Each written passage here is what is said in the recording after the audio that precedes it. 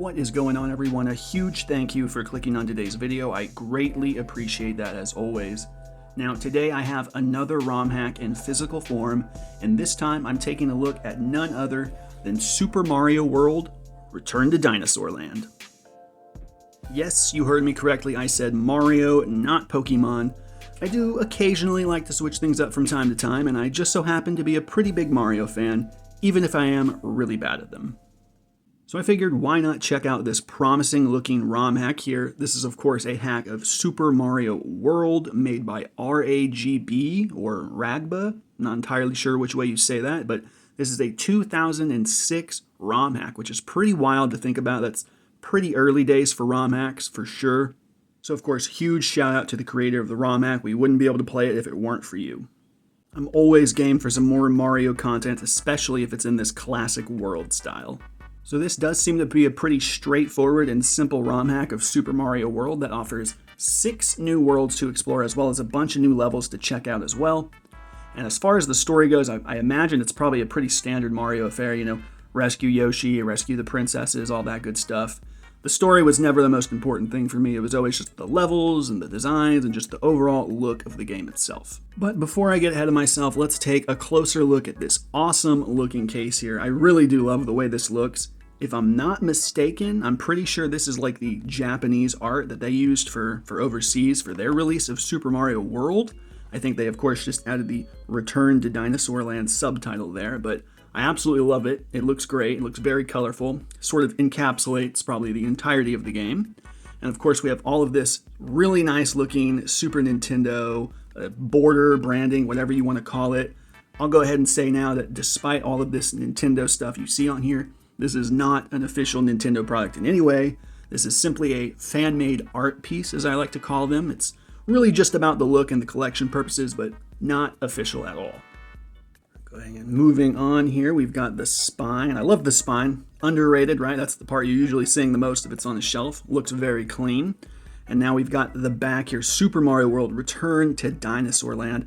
I really like the way that this looks here. I will say, you can kind of tell right here, maybe not the best trim job. It does seem to not go over as far as I would like. It kind of cuts off at the serial number right there and right over here, but definitely looks good regardless. We of course got some colorful pictures here to sort of show us what's to come. We've got a little synopsis about the game here, but of course we've got saves, 2-player action, new original levels and worlds. Perfect follow-up for those who love the original Super Mario, so very excited to check out this stuff. I do really quickly want to bring out another one of my Mario games I have for just comparison's sake. If you haven't seen this video, you should check it out. It's an awesome game, definitely worth it. But yeah, I just wanted to kind of show you the cases here, sort of what they look like together. I really love these cases, and you can get these for pretty much any game, and not even just the SNES. You can get them for NES, 64, you name it. They've got cases for these games. I would maybe check out Etsy. I think that's a pretty good place to start if you are curious in getting cases for your games. Let's go ahead and pop this sucker open, shall we? Go ahead and kind of set that back there a little bit. Whop out the game here. Of course, we've got Super Mario World: Return to Dinosaur Land. We've got a sort of matching cover here. I really do like that. It looks clean. I don't know if that bothers people, but it doesn't go all the way over to the edge. I don't really know that most of them do. I'm kind of picturing some of them being pointed and actually going to the edge, but either way, we'll go ahead and also bring out the original Super Mario World. As far as texture goes, I really do think they feel exactly the same. Same thing with weight, you can kind of tell. This is of course a little scuffed up here, it's old. Doesn't look as clean, but definitely feels about the same as the original, so I definitely like that. Overall, I'm absolutely loving the physical presentation of all of this. Obviously, the back could maybe use a slightly better trim, but either way, I've definitely seen worse. So I think now would be a good time to pop this into the SNES and see if it works. Ladies and gentlemen, here we are with Super Mario World: Return to Dinosaur Land. Now, I'm not sure if I mentioned this before or not, but I am terrible at Mario games. I think I've only beaten one game authentically, which I'm pretty sure was that other ROM hack I showed earlier. Everything else was on the Switch Online and, had those quick saves or you could rewind, which I love those tools, but without those, I kind of suck. I really do, but I still love Mario nonetheless. My point being, technically, I was not able to make it through all 6 of the worlds. I know, I suck, but the good news is this game does hold a save, which of course for me is the most important thing. So yes, this is definitely a Mario game. We have some really neat design levels and worlds from what I could tell, of course, but damn were they hard for me. So you know how in the original Mario world there's like alternative exits and ways to progress? You know, you can unlock different secret paths and levels and whatnot. Well, I felt like in this game they turned that up a notch. To me it seemed like every other level you needed to find like a hidden exit in order to actually progress. And a lot of times, at least to me, it wasn't always obvious what to do. So I found myself playing the same levels over and over again or for really long periods of times until I just had to look up where to go or what to do. For example, there was one level where you had to backtrack to the beginning of the level to take a pipe that wasn't originally there. And one time you had to get on a cloud and ride underneath the original level finish and keep going to find another level finish, stuff like that. And while the designs of the levels were definitely done well, you know, like they actually felt like real Mario levels, not just some fan-made Mario Maker level designed to frustrate you, they were still definitely difficult. Again, I am kind of an amateur, but I definitely could get further in like the original Mario world. I have no doubt the average Mario fan / player probably wouldn't have these issues that I had, but I figured I'd be upfront and honest with my experience with the game. It was definitely a fun game and a very well designed game, but maybe a bit hard for a more casual fan. It's not Kaizo by any means, but it is a little bit more difficult. While I did struggle with the normal levels, I found it rather interesting that I didn't struggle with the boss levels. Those were actually some of my favorites. Usually in Mario games, the boss levels piss me off the most, and it's where I falter the most. But here they were actually some of my favorite.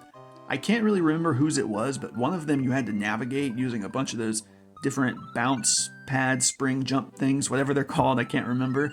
And you know, it was a little bit of a puzzle. You know, you had to bring them with you and place them in certain areas and know where to go and where to jump. And I don't know, I really thought it was a well-designed level.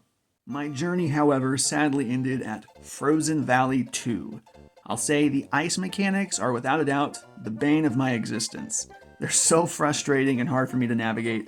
I legitimately put probably close to like 50 lives into this level before I just came to the conclusion I couldn't do it. So I'm not going to shout like bad level, horrible game. It's nothing like that. They are really fun and well-designed levels. I'm just not that good, especially on ice blocks. You slide around. I have no control. I'm terrible with that stuff. I have my fun with these games. You know, I love to play them with my girlfriend. We play them together, but I know my limits. This game is definitely beatable. Like I mentioned earlier, I did have to look up a few times what to do or where to go. So if you are curious and want to see what the game actually ends like, you can definitely find it online. And I didn't do too much of it, but the 2-player does work exactly how it did in the original for those curious. And for those also wondering, the story is exactly what you might think it is. It's simple, but like I said, you know, it's not really the reason why I'm playing these games, but, you know, Peach and Yoshi are missing again, so naturally it's up to Mario to rescue their ass, so thus the return to Dinosaur Land. Overall, though, I do think this is an awesome fan successor to the original world. You know, it's a little bit shorter, maybe a bit more difficult, but a solid entry either way.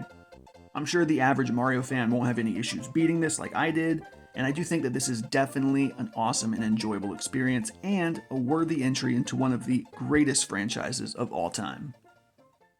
That is going to bring us to the end of the video. I will apologize again for, not being able to beat it. Mario got the best of me, and that happens sometimes. So I do apologize, but I had a ton of fun playing through this game. I think it's an awesome ROM hack. Even if it is maybe a little bit difficult, I still, like I said, had a blast playing it. I think any Mario fan would have a ton of fun playing this game, so definitely check it out, especially if you're a Super Mario World fan. You might find it pretty fun to be able to play through that similar feel again. So be sure to check it out on emulation and let me know what you think down below. So again, huge shout out to the creator of the ROM hack, RAGB. We literally could not be playing this game if it weren't for you. And while I couldn't find a ton of information on the creator as of recently, be sure to show them some support because this hack was definitely well made and definitely made by a fan. So if you all enjoyed the video, feel free to leave a like. That would definitely help out the channel, and subscribe if you want to see more content like this. And if you have anything else you want to see from me in the future or any questions, leave those in the comments down below and I will do my best to get back to you. But until next time, I'll see you all later.